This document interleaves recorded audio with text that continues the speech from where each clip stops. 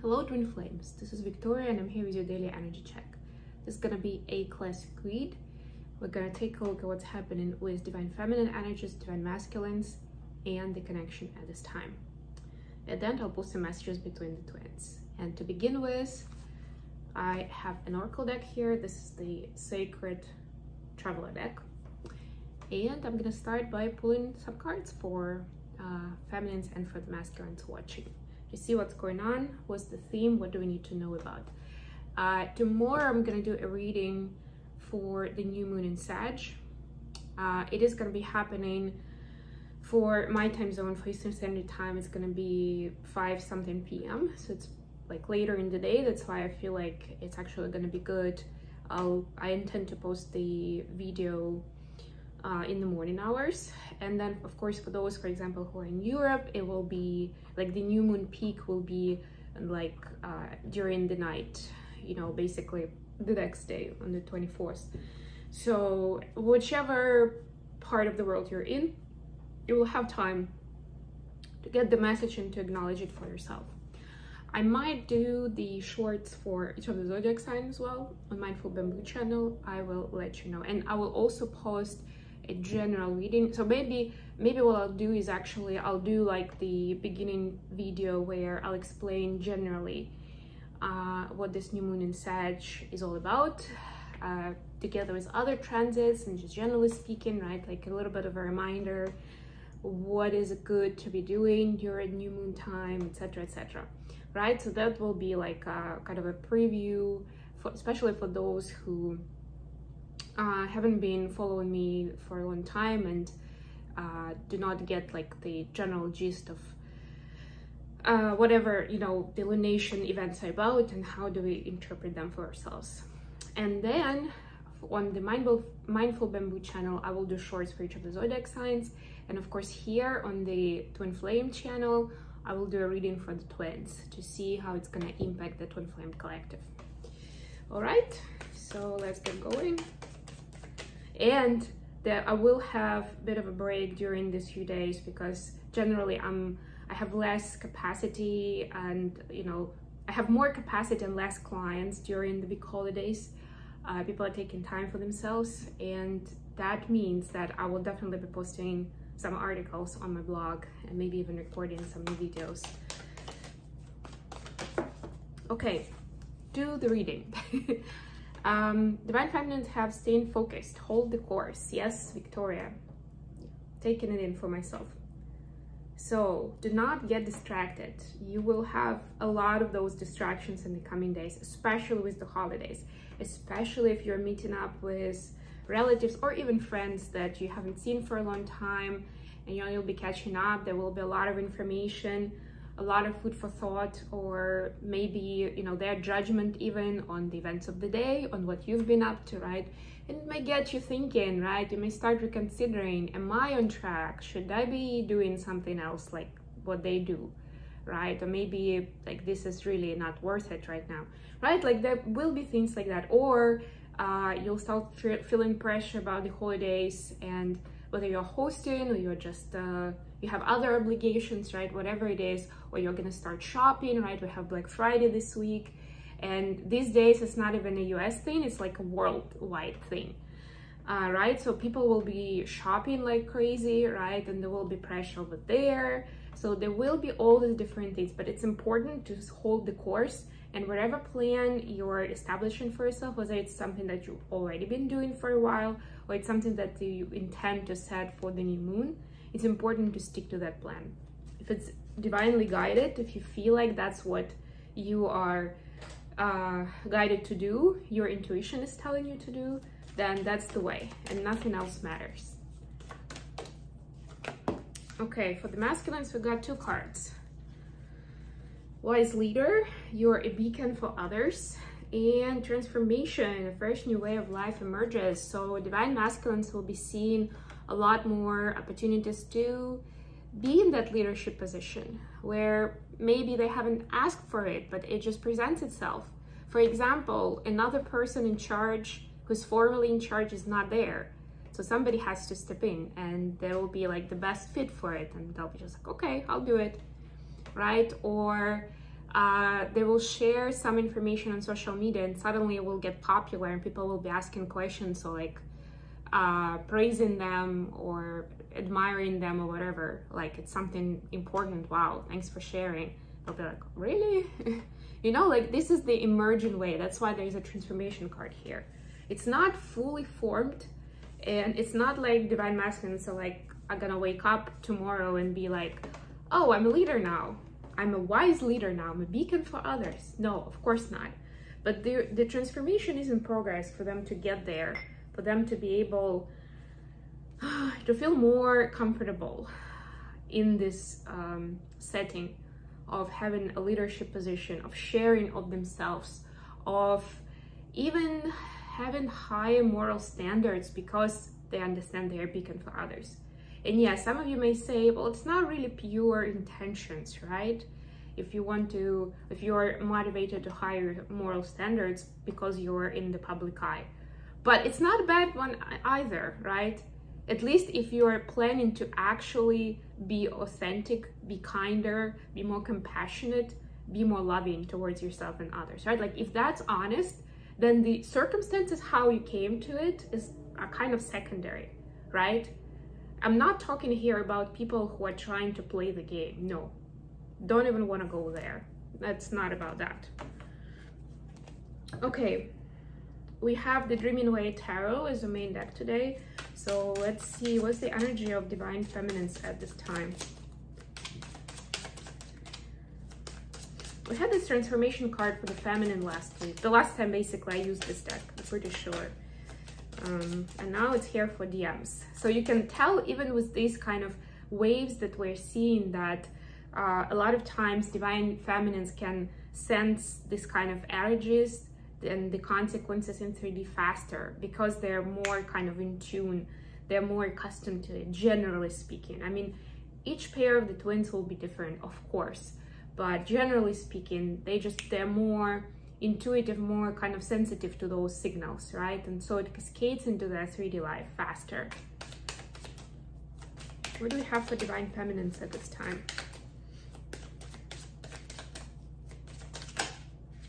Okay, 7 of Pentacles and Judgment. Shopping, I was just talking about that.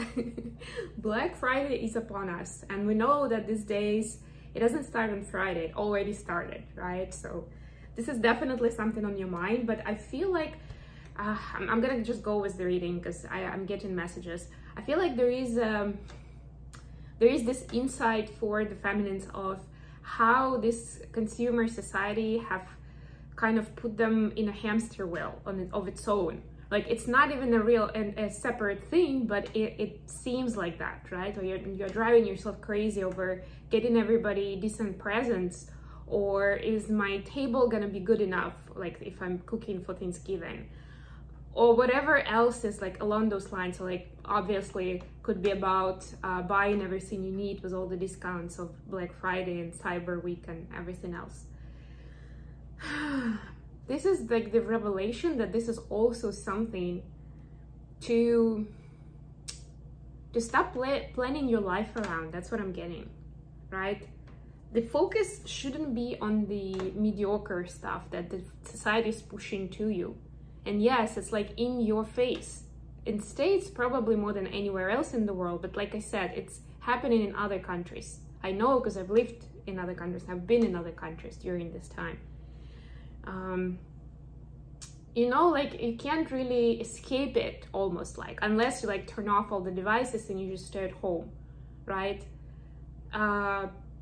All the retailers are spamming you with the beautiful deals, like the FOMO effect that they are creating. Like you just can't afford to miss this. Like they'll be pushing you, and if they push you maybe 5 days a week on a normal schedule, this time they'll be pushing you a few times a day, a lot of them. And it's not to say that they have some malicious intent, but you know, these are the trends of marketing. But it works, right? Psychologically, it works. It pushes people towards checking those out, towards participating, towards buying. So this is like the big revelation that shouldn't be the focus.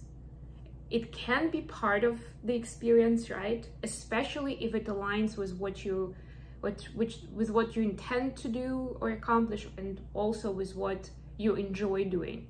For example, one of the buys I'm doing this week is I'm gonna get a subscription to the Muscle and Motion app, which is about anatomy of the body. It shows a lot of biomechanics information, which I'm a fan of now, which I've been doing for almost 2 years with my coach. And you know, I decided to invest in it. But it's not like it's a craze, like, yeah, these are like the dresses like 50% off and I need to get those because they're beautiful and like, why not, right? No, this is like very intensious buy. And I understand that they are giving me a very good deal right now. So yes, I want to do it. And even then, like these days, because I know I can be an impulsive buyer, sometimes I would make a list of things I'm thinking about buying. If I saw an ad, some sort of marketing pitch, and I liked it, it went through to me, I would write it down for myself and I would sleep on it. Maybe I would spend a couple of days on it so that I can really it can sink through, and then I can make a decision, right? So we can adjust to make it work for us, not that we become slaves to that society. Like, yes, you have to buy it today or you'll miss out on big discounts. Let's see what we have for the masculines. Didn't even need the clarifiers.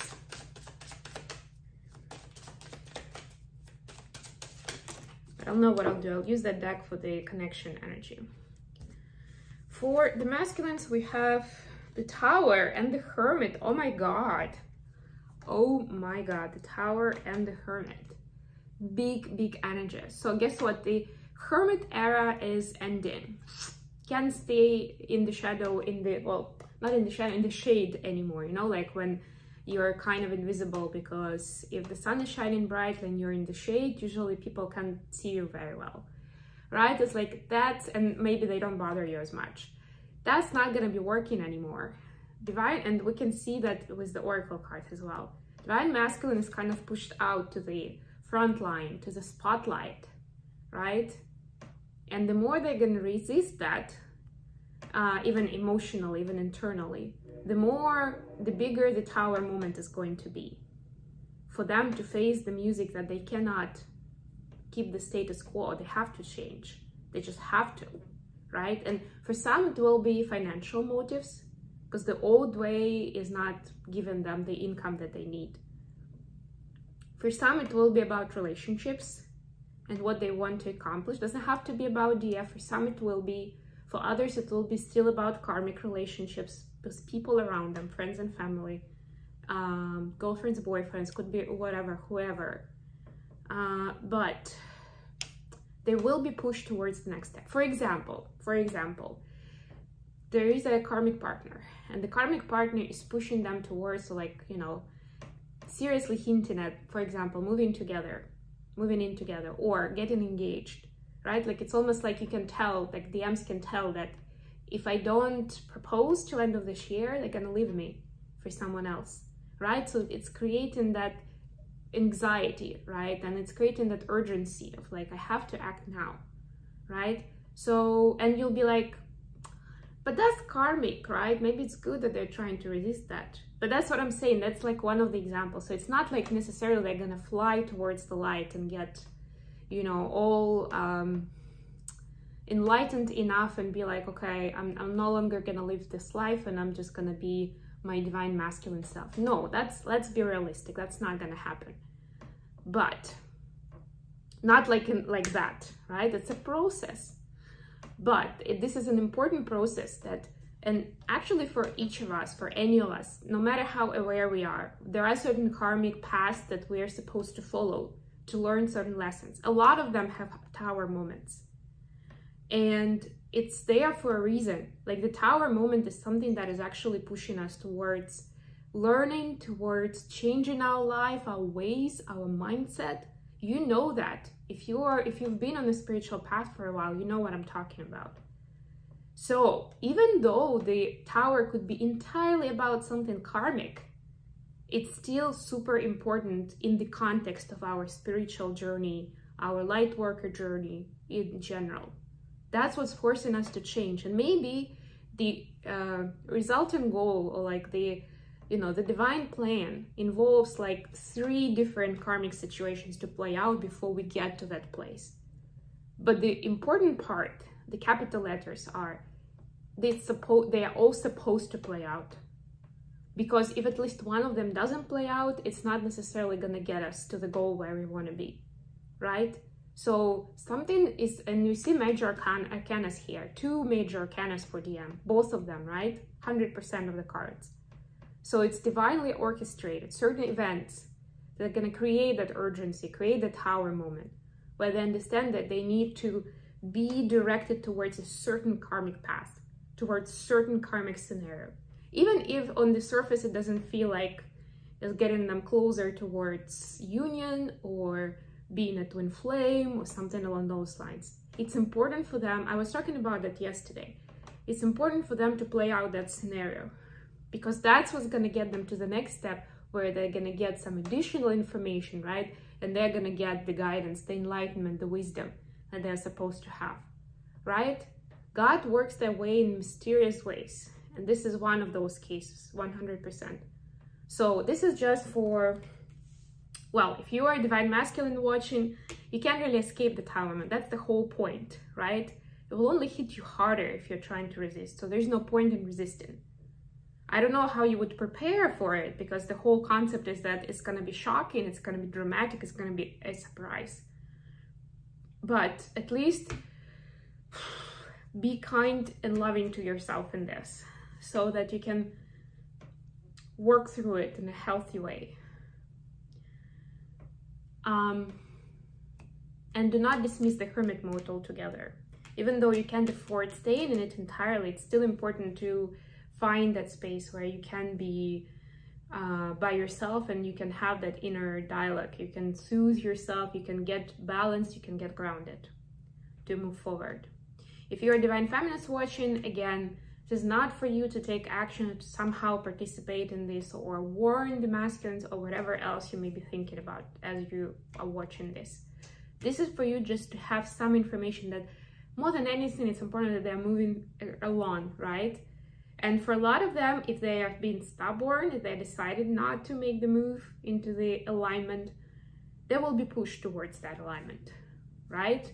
So for you, I mean, again, depending on where you are with your DM and like with your attitude towards them, like which place you're in, right? You could send them energetic messages of support. You can just at least feel better knowing that they're also on the path, their own path, even if it's not, if it doesn't include you, right? The process keeps going, and we're just supposed to focus, each of us really, on ourselves and the tasks that are in front of us, because they're being laid out in front of us. If you have the eyes to see, you have the ears to hear. That's usually the challenge. That's the blocker. That's why we're being sent these tower moments. Okay, what's going on with the connection at this time? I was trying to make this a shorter reading, but it never really works out that way. I'm just going with the flow in this case. What's happening with the connection at this time?